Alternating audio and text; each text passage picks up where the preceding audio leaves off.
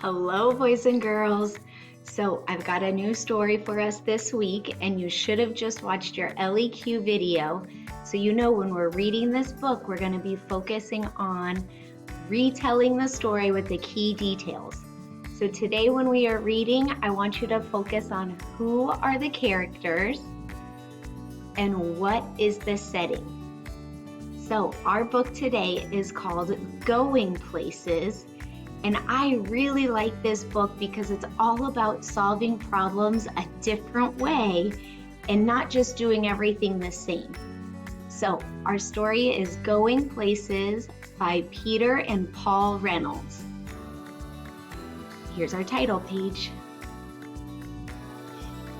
Raphael had been waiting all year long for the Going Places contest, a chance to build a go-kart, race it, and win. When their teacher announced who would like the first kit, Raphael's hand shot up.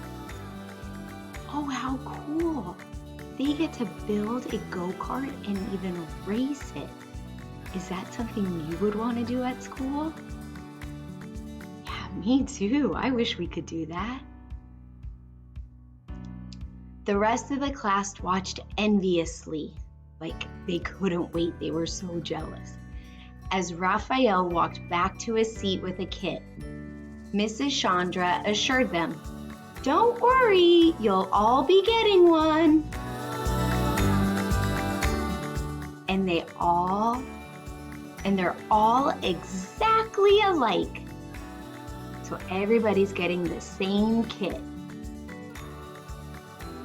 The kit came with a set of precise instructions, meaning like very detailed instructions. That made Raphael happy. He was very good at following directions.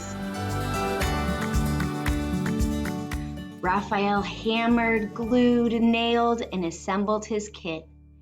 His go-kart looked just like the one in the directions. He was feeling quite proud. Raphael wondered how his classmate Maya was doing. She lived next door.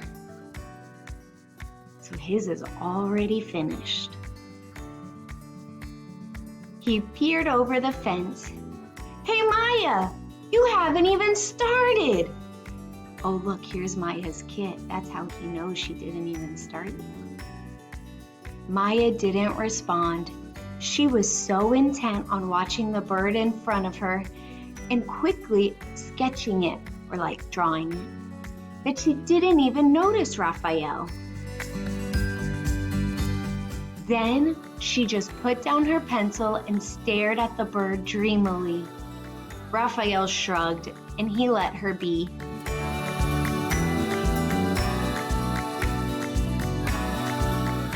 The next morning, Raphael checked back in to see how Maya was doing. "Wow, what is that?" he asked. Maya grinned. "You like it?" Raphael responded slowly. "Yeah, extremely cool, but Maya, there's just one little problem. That's not a go-kart." What do you think Maya was inspired by? What does this kind of look like to you? Yeah, maybe that bird, right? It does look like a bird. But did she follow the directions? Maya smiled. Who said it had to be a go-kart? Raphael was confused. The set of instructions inside the box were for a go-kart. But then again, they didn't say it had to be a go-kart. He looked again at Maya's contraption, like at her, what she built. After a moment, he grinned. "I get it. Hey, Maya, I really want to win the race. The instructions never said we couldn't team up either." Ooh, so now he's starting to think outside the box just like Maya is. And so they did, working late into the evening. The next day, everyone gathered for the big race. Each go-kart was a perfect replica of the other. Oh yeah, so all these students did like what Raphael did, and they all followed the directions, huh? How do you think they're gonna feel when they see what Raphael and Maya made? Good, let's see what happens. Except one. One of the kids laughed. Looks like you had trouble with the going places instructions. You're going places all right. You're going to lose. Should we ever talk to friends that way?